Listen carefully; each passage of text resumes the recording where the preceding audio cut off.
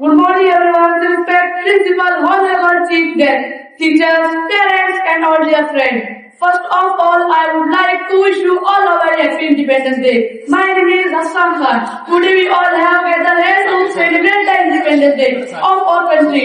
Independence Day is the most important day. All the Indians, because on this day in 1947, we got independence from the British rule. This is the day to remember the freedom fighters of freedom fighters whose efforts gave us independence.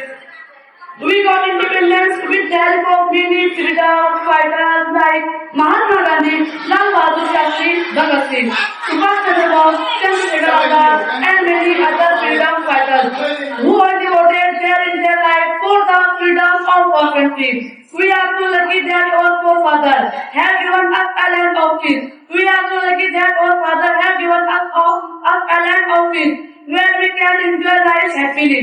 We must be proud to be Indian. We must be proud to be Indian. At the end of my speech, I would like one land. East or West, India is best. Thank you.